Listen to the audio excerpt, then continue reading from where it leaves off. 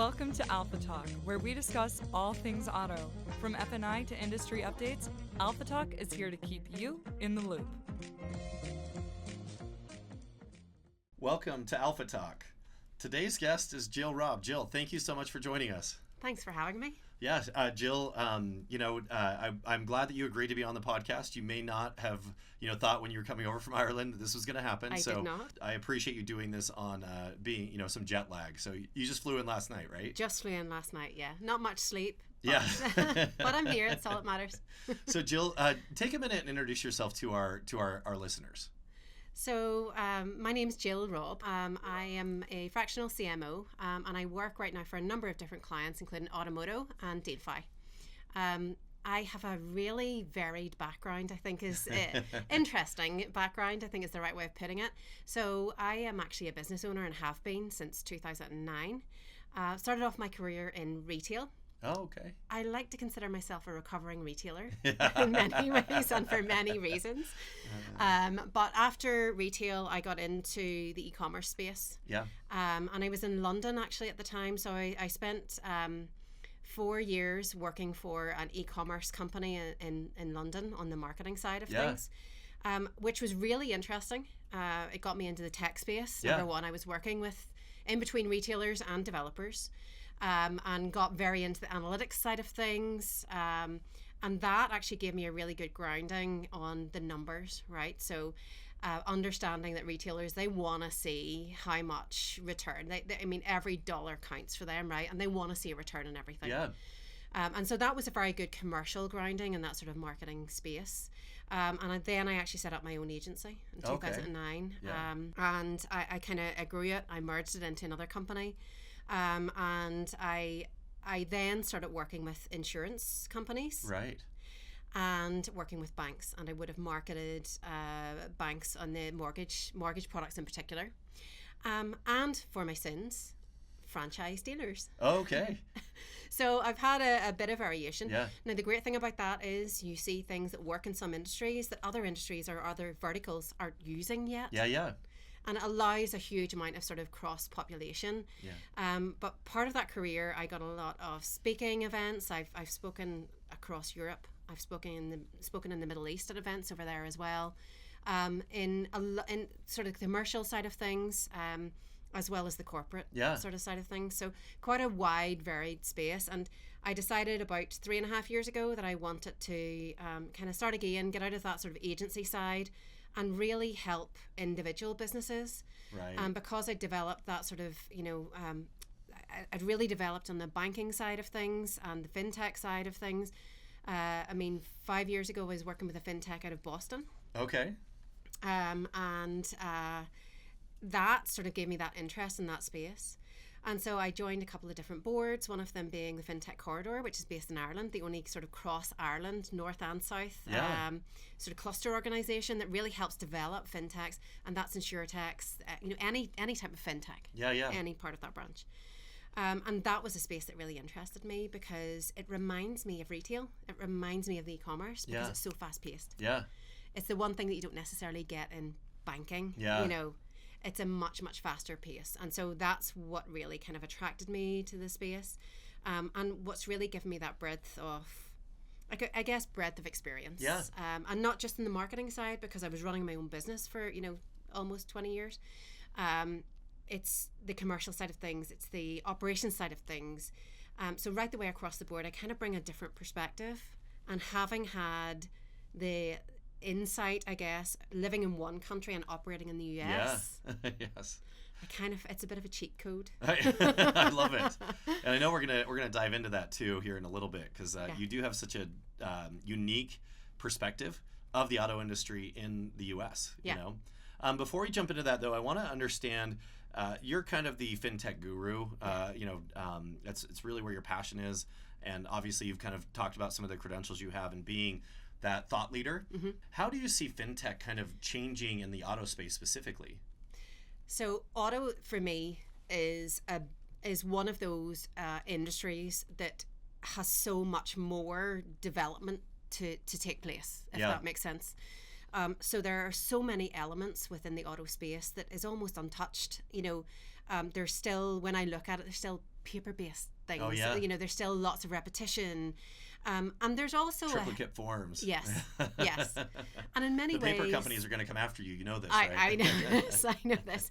But when you look at you know how much paper is involved, that's when I see opportunity, right? You know, if I'm seeing so much paperwork and so much like physical paperwork that's still ongoing, and people requesting me to sign on the dotted line and mail something, that's where opportunity exists, because they're, you know, and it's not just on an e-sign, right?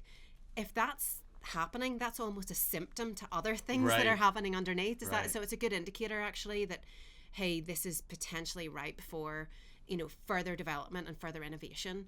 And it's the innovation part of fintech that always kind of brought me back to fintech. You know, I like that dynamic environment. I love learning new things, but I also love spotting things. And I tend to do that quite a bit, you know, so I'll spot opportunities, whether that be opportunities to introduce people, opportunities to network, opportunities to promote something that I'm, you know, that type of thing I'm really good at spotting. And so that's one of the areas in fintech that I guess really draws me to it. And because I have that unique perspective, you know, cross boundaries. Right. Yeah, I mean, that's what kind of gives me the excitement, I guess, and the opportunity to spot things whenever they're ripe for the taking. And I think the auto industry is one of those industries that, yes, sure, there has been tons of automation. There's also a healthy skepticism, though. Yeah. And sometimes an unhealthy skepticism, depending on what way you see it. But look, you know, AI is kind of a dirty word in many ways. It's also something that many people fear. Yeah. And rightly so. I mean, I think that people should fear it, but I do think that AI can help roles develop. I think it can help people develop. It's not there to take people's jobs. People's jobs will change because of it. Don't get me wrong. And probably be more efficient in a lot of ways, right? Yeah. I mean, my own job has become more efficient. I agree. Because of I it. use it all the time. Yeah. I mean, you have to use it, but you have to use it carefully. Yeah. And so it's one of those types of areas that I think that, look, there's a lot can be developed. And whenever I see that, that's an area that I become interested in. So I kind of fell into the auto lending space. Oh, yeah. And realized really quickly, hey, my goodness. You know, there's a lot of stuff that's going on in this space and a lot of things that they're being done the same way that were being done that way 15 years ago, 20 years ago. Yeah. And so then that doesn't always mean it's bad. You know, people have this saying, you know, if it's not broken, don't fix it. But then, you know, if it's not broken and it's taken you 2 days to do something that could ultimately take half an hour, then then that's something that's going to benefit you, but it's also going to benefit your customers. Yeah. No, it's such a great segue. It's like you're reading my diary, because that's really what I wanted to ask next is kind of being that on the forefront of fintech and AI and, you know, leveraging that for solutions.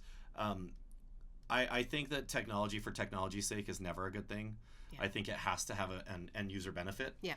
And how do you think dealers can leverage fintech to make a better customer experience?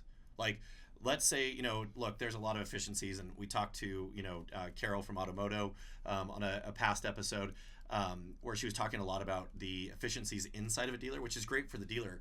But really, at the end of the day, what ways do you think that dealers can leverage fintech specifically, or that technology, to make a better customer experience? What does that look like? Yeah. So I'm glad that you asked that, and it's not just the dealer space. So if I go back to my, you know, the first sort of job that I ever had, which was in retail, you know, I used to manage stores for a living. Yeah. Your store wouldn't have opened if you didn't have good customer service. Right. Or it would have opened and not made very much money. But in retail trade, you know, we had this old saying, you know, if it's raining outside, move the umbrellas to the front of the shop, right? And, you know, dealers should think like that as well. Yeah. You know, if there's a customer there and, you know, you make things easy for them, it's the same learning, right? So making things easier for your customer is how you should approach things, because it's good business for you. It's a good business decision, and they will keep coming back and coming back and coming back again. You're going to have more training perhaps in a franchise business, potentially. And it's a bit like in retail. If you run a franchise store, you get a handbook, right? Yeah. You're told how to do certain things. Yes. You're told how to... You can't deviate from it. Exactly. It is this. But if you're an independent, that's all that's all stuff that you have to figure out, and you have to learn how to do all of that.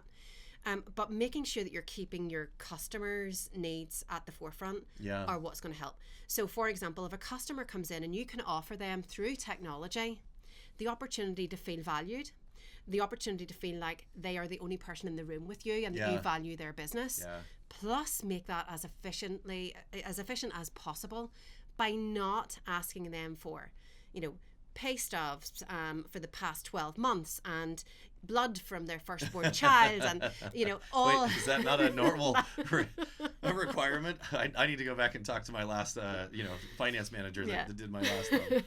But I mean, I personally, my husband has had an experience in a US dealership where the salesperson asked him to leave the dealership and bring back $10,000 and put it on the desk, and then he would show him a vehicle. Oh wow! That's crazy. Yeah, before even showing the vehicle. So that's not keeping the customer in mind. But from a finance perspective, even if you get that piece right and you're greeting people at the front door and you're walking them through and you're giving them great customer service, and then it takes them 3 days to get approved for a loan. That person has 3 days to think, well, what are they doing? Where's the communication? And, do I actually even own this car? Yes. Because technically I don't. Yeah. So there's all of that. So from a fintech perspective, there's so much opportunity to, it's basically reducing friction, right, for the customer. Yeah. But it's also enhancing communication. Yeah. And it's also making your independent dealership look and feel like a franchise to that person, because that's the level of experience that they're getting. Yeah. And, as an independent, that's definitely going to be something that keeps people coming back again, because they're getting to feel like you're truly, as a customer, they truly value your business. Yeah. Yeah. And you, you kind of alluded to this earlier, but you've had a lot of different, verticals that you've worked in. Yeah. Kind of we're talking about like the opportunity to create efficiencies, but without putting words in your mouth, what is it about the auto industry that really like drives you there? Part of it is the challenge. Okay. I was hoping you were going to say that because, yes, especially your background kind of, you didn't start in this space. And I have a background a little bit in e-commerce back in the day. And I remember coming into this space and I was like, holy cow, there is so many. And now COVID, I think, accelerated some of the antiquation in the market. But it's like there's still some DOS systems being used. Yeah, for sure. I think it has to be the challenge of helping that innovation become easier for people, and the challenge of changing the industry a little bit. And I think that there is a number of factors for that. It's the older systems, it's the inertia, and not wanting to kind of move on from things. It's also the challenge of being a woman in the place, and that's those are things that I never shy away from. In fact, they're kind of what draw me. It's like a moth to the flame for those types of things. I enjoy the challenge of that. I enjoy the challenge as well, though, of making a difference. Yeah. And so, ultimately that's something it's always in it for me. I like working in areas where I can have an impact, or where I kind of feel like I'm kind of giving back a little bit. Yeah. And in many ways, I'm an entrepreneur in my own right. I've been running businesses since 2009. Independent dealers are entrepreneurs. Yeah. I know how hard they work. Yeah. Anybody that runs a business is a hard worker. My husband has his own business as well. And I know the hours that we put in. And so for me, if I'm doing something that actually makes it easier for those guys to do more business, that's worthwhile. Yeah. It's worthwhile doing. And they're, local dealerships are so ingrained in community as well. And that's why credit unions is another area for me. I love working with credit unions. These are community impact organizations, I think is the right way of putting it. And I think that's, it makes it feel worthwhile. Yeah. It makes it feel worthwhile. That it's more than just a transaction, especially to those, whether it's a credit union and they are so member focused and really need their members for survival, right? Because there's not a lot of ways they can make money. And with your independent dealers, these are your people that if they don't sell a car, they may not eat that month, or it is that it means something more to them in some ways than just a paycheck. Exactly. And my husband doesn't sell cars, but he sells very high-end road bikes and trial bikes. And it's a similar industry in that, he's selling the bicycles. He also has to service those bicycles, and albeit, and some of those bicycles are $20,000, $30,000. Right. So they're not necessary. Some of them are actually higher value than some of the secondhand vehicles. Yeah. Which blew my mind, by the way. It's not something I'd never heard of a bike costing that much. But especially something without a motor, right? You're like, wait a second. You still have to put all of that effort in. But it's a similar industry, and I see the trials and tribulations with what he goes through in that space. And it was a family business, that his father had set up, 40 years ago. And and that's quite often what you'll find in independence as well. So there's almost like a synergy or like a soft spot, for what independents go through, that I really enjoy. And I'm running a business too. Yeah. And I think that's part and parcel of it. Yeah. Yeah. No, and I love that, it's all for the end. The focus is always on what does that consumer experience look like at the end of the day. Yeah, absolutely, because we don't make money unless our customers are happy. Yeah. And it's a very short-term view to, as we say in Ireland, sell a sick pup. Yeah, I love it. Get one sale under the belt, because that customer's not going to come back again. Yeah. But if you sell a vehicle and sell warranty product that's going to keep that vehicle on the road for that individual, then guess what? They're going to come back again. Yeah. Because that car needs fixed, and it's going to be fixed because it's under warranty. So I think that whenever you start to, peel away and start to look at the longer term view of, a customer can be a customer for life. Yeah. If you do it right the first time, instead of focusing on just getting that deal right now. Right. And so, I've always had a more strategic view on things. When it comes down to it, and about how you can keep that repeat, because a repeat customer is a cheaper customer. Yeah. So it's it's one of the marketing things. Right. If you have that customer and you keep that customer happy, it's cheaper to keep them happy than it is to go out and try and spend dollars to get new customers coming in the door. Right. Yeah. No, it's such a great outlook, and I think that's a part that people miss. It's just, okay, I'm going to put another sign out front or the sign spinner to get more people in, when just take care of the people that you already have, right? And make the experience better. Yeah. But I actually want to shift gears just a little bit, because it's not often, and I know it's probably surprising that we get somebody with some international experience on our show. I would love to, for our listeners who don't know, Jill is not from Kentucky. That accent is not a Kentucky accent. Jill, where are you from originally?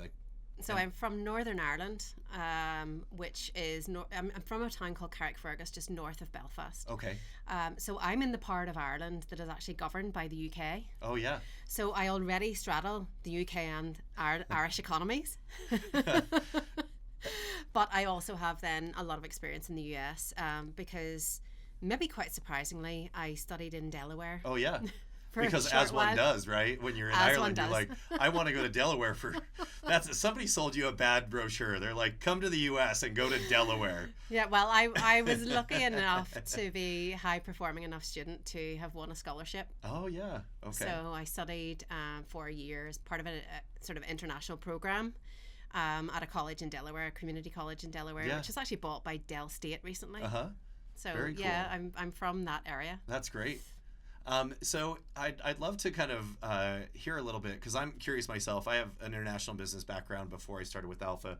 I love international markets, and it's crazy how, as much as they're similar in certain ways, or you're selling the same good, it's the experience can be very different, right? Yes. From even just buying eggs in another country, like I did a lot of work in Australia and New Zealand. It's very similar in Yes. like, you're not having to worry about language barrier necessarily, except for nobody can understand my accent. But it's just the customer experience and the things they focus on. So I'd love to take a couple minutes and talk about that. First of all, just having that differing opinion between the UK, Northern Ireland, and the US. What are some of the main differences between those international markets and the US market, really around like that customer experience? How does it differ? So, there is a big difference in many ways in that there's areas of service within Ireland and the UK that wouldn't be as good as it would be in the US. So for example, in the restaurant business and hospitality, I mean, don't get me wrong, the Irish are the most hospitable people in the world, but when it comes to that as a business transaction, it's maybe just, you wouldn't get as fast a service, for example, because they're a bit like me. They're talkative. They want to know more about you. It's about the experience, not necessarily about the, getting you in and out of the transaction. Correct. I joke with my husband that you need a half a day before you go into his store, because he wants to know everything. However, then on the flip side of it, whenever you've got, there's a lot of focus in the car industry in particular. There's a lot of focus on customer experience. Really? A huge amount of focus. It's one of those things that's almost like drilled into anybody that's setting up, even just an independent dealer. Yeah. That if you're not getting that service right, kiss it goodbye, because it's not going to happen. And what you find is, I know from personal experience actually, a local dealership who set up selling cars in their backyard. Okay. And it was in the backyard of his house. He had a bit of a long... I'm sure his wife loved that. Yeah. They had access. They had a long yard, right? So he started selling cars. He now owns a lot that has about 160 cars. Oh, wow. So very cool. He became known very, very quickly for the customer experience side of things.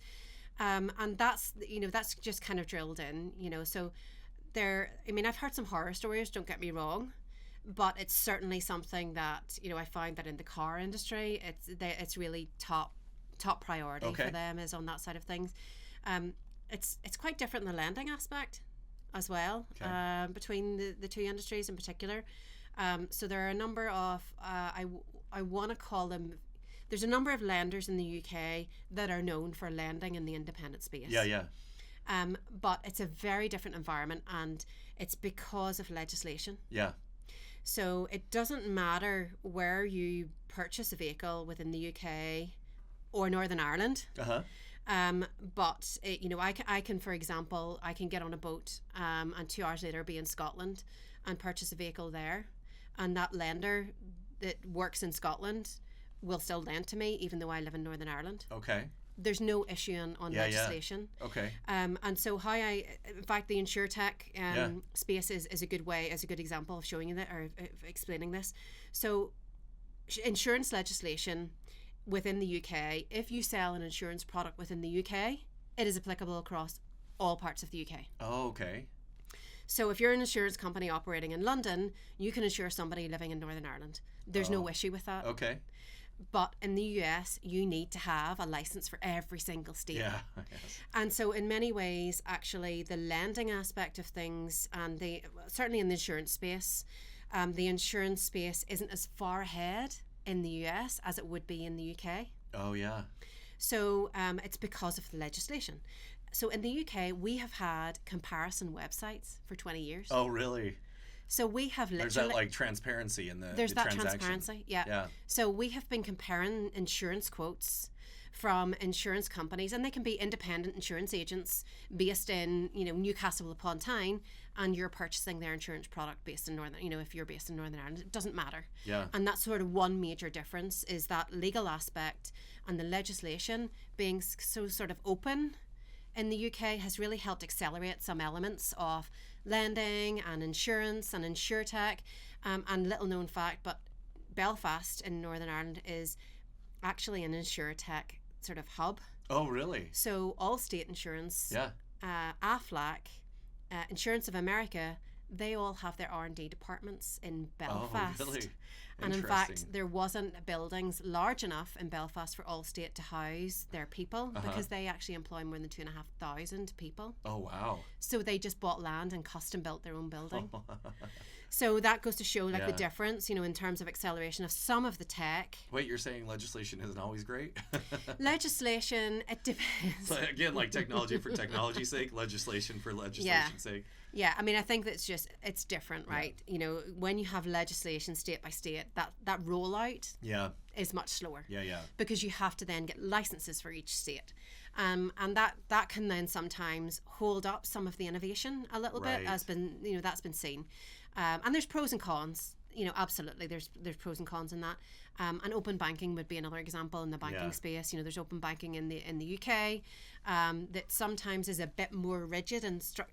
So actually, the fintech space in the UK is a lot more controlled and maybe not as flexible as it is in the US, and it means that fintechs find it more difficult to get into the banking space. Okay, yeah. And so there's pros and cons in both spaces. So you mentioned a few things that, if you're a US dealer, what's maybe one lesson you could take away from being, from our counterparts in the UK or Northern Ireland? Invest in your people. Yeah. If your salespeople have that, a really high level of customer service training, it's going to have an impact in your bottom line. Yeah. I think that's the one thing. And what I would say is, don't be afraid to position yourselves as giving that franchise experience. Regardless of if you have you're selling cars out of the backyard, right? Yeah, regardless. Yeah. Because you know what, it's always going to help you grow. Right. Because people are going to continue to come back, and not only that, there's word of mouth. Yeah. I mean, I think that there's an old analogy that if you have great customer experience, you'll tell 2 other people. Right. If you've got poor customer experience, you're going to tell 6 other people. So that type of thing kind of goes beyond just one person. I mean, I know that my husband has told a lot of people about the bad experience that he had in a US dealership, and has been there's been social media about it and all of this stuff. You never know who's going to be walking into your lot. Yeah. And one of the things that they did roll out for a while, certainly in the franchise space, was, and they did this in retail actually, they would have not spies, but they would have done sort of covert customer experience tests. Yeah. And I know a couple of independents in the space in Northern Ireland that would have asked their friends to have done that. Okay. And gone into their dealerships whenever they weren't there to find out what type of experience that they were having. Yeah. And then that allows them to kind of make fixes and make changes and helps them grow their business. It helps everybody kind of understand what's working and what's not. Yeah. And it also gives a degree of authenticity to people. And it also helps other dealerships that are in the space level up to try and compete. Yeah. And I love a bit of healthy competition. Yeah, I love it. Jill, I know that we've talked offline, and you talked about that competitive nature. I know because you've talked about some of this boxing experience that you've had just to challenge yourself. I think it's a great lesson for our listeners to just be focused on your customer. It seems like such a simple thing, but it really does make a difference. Yeah. And it can, those coming from the marketing person, you heard it from the product expert, from the industry, thought leader. It is cheaper to keep that customer than it is to find a new one. And I think if anything else, maybe that's something that we could learn a little bit more. I think sometimes we're rushing through that transaction to get to the next transaction. Realize that people are, this is a person who's buying a car, who's wanting an experience. Yeah, and I think sometimes seeing the person behind the transaction is the right way of putting it, right? So somebody might be coming in because they need a vehicle to take their sick mother to hospital appointments, or there's a story behind that. There's a person behind the transaction, and sometimes just taking those 5 minutes to actually learn about that can actually mean that they see you as a very, very different, they're going to recommend you to people. They're going to know and feel important to you. Yeah. And ultimately, they are important. I mean, this is what, I will always say about independence, and even my husband, running a similar business. This transaction or this person buying this vehicle of you, that's what's going to help you put your kids through college. Yeah.